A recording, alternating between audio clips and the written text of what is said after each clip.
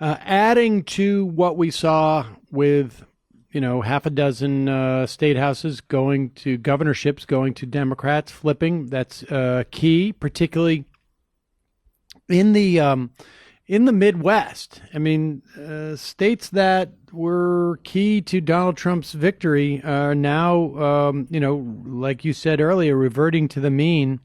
Didn't happen in Ohio.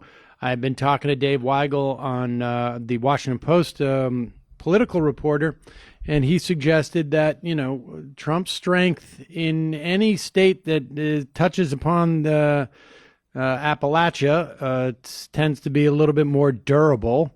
But we saw gains in terms of election reform and redistricting and making it easier for people to vote. And where I anticipate seeing more of that as a fallout from this election is in New York State.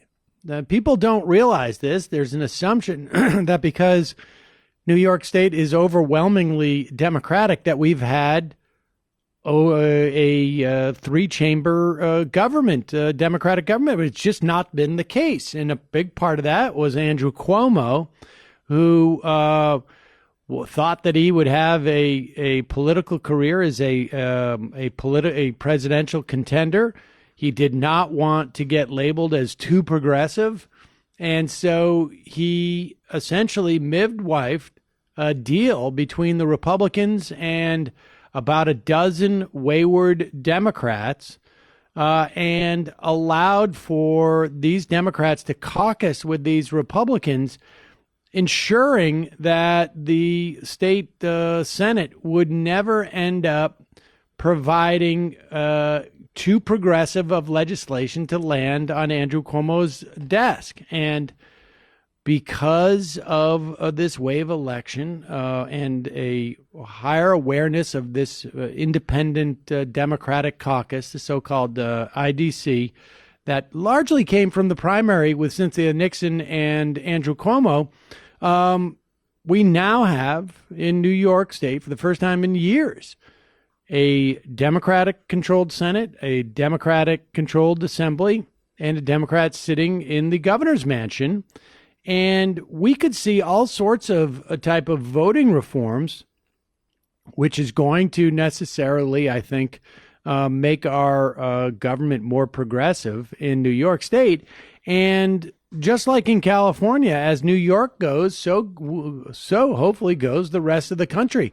New York, we have Wall Street here. We could impose certain rules on Wall Street, but we could see changes in election and perhaps healthcare and providing more education. I mean, New York can be the experiment that it's supposed to be, and it's a fairly exciting development, and that one I think that we'll see more of the implications in the years to come. Well, I mean, let me ask you, because I actually don't know. I mean, what are Cuomo won this week with a big margin. I mean, he very easily won. What do you think he's going to do? I mean, he's been making noises about running for president. I don't think anybody would be surprised if he did it. But how does, since you point out that this has been his sort of strategy, which was to kind of keep the legislature, as a check on progressives, which is really pathetic, but I guess that's what he did. What does he do now? How do you see him react? I mean, I think of Andrew Cuomo, he certainly got the message when Cynthia Nixon jumped into the race that he had to tack to the left. And I imagine, he is faced with a dilemma. It's either he can run as a hardcore progressive, having come from New York State, signing a bunch of progressive legislation, which I imagine the Democrats are going to do in this state, or he can come to the election as a guy who doesn't go too far. And I don't think that's going to help him in the Democratic primary. So it really comes down to how sensitive his take on where we're at in this moment is. And my experience is it's not very. So if he still has presidential aspirations, I suspect what he's going to do is maybe veto some legislation, maybe make some deals that are corporate friendly and on one part, and make it look like he's doing, covering some type of big progressive initiative on another. And then he's going to run, and then I think he's going to lose quite quickly in the Democratic primaries because he's not a particularly good campaigner, but people remember his father in this state, and so that goes a long way for him. And so I guess we'll see. But we should also say, as we're wrapping up the implications of this election, as far as what took place in the election, right? Because when we take a break, we're going to talk about the other implication. That is, we're on the other side of the election, and we're in a lame duck session, and Donald Trump, I think, is about to make his move. But we had hundreds of thousands, if not millions of people in multiple states vote by referendum to expand Medicaid. And we may see that in one or two other states that were Dem pickups. And so what's amazing to me is the durability of the Affordable Care Act. Now with the Democrats in the House, the Affordable Care Act, the Patient Protection Bill, is Obamacare is here to stay, and now we start to improve upon what we have, and I think we're going to see more of that because over 50% of the Democratic candidates who ran for Congress, they ran on single payer, expanded Medicare, and there's every reason to believe they're going to continue and go further with that policy prescription. I don't know if you have anything to add to that, Heather, but that's encouraging to me.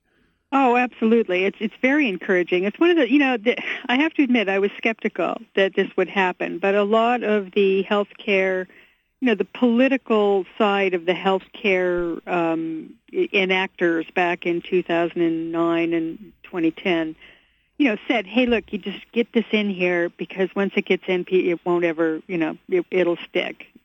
People will want it.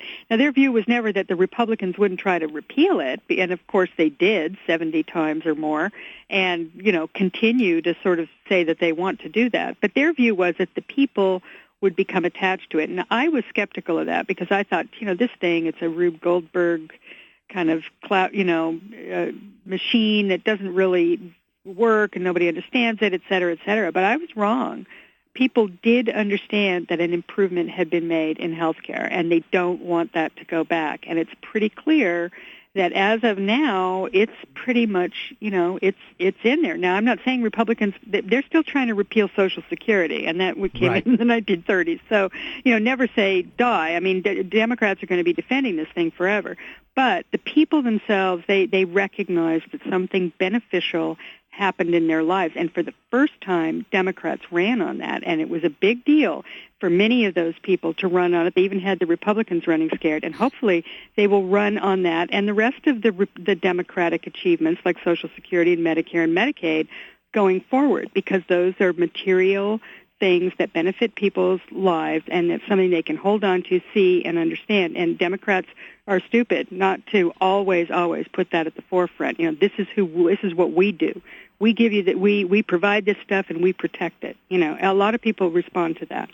I agree. All right. Well, listen, we have to take a break. When we come back, it took less than 24 hours after the election for Donald Trump to make his moves. He's got to do it quick because Robert Mueller has been working rather quietly and I imagine quite diligently over the past couple of months. And I think he was anticipating this very scenario we are seeing start to play out. We're going to take a quick break. I'm talking to the great Digby. I'm Sam Seder. This is Ring of Fire Radio.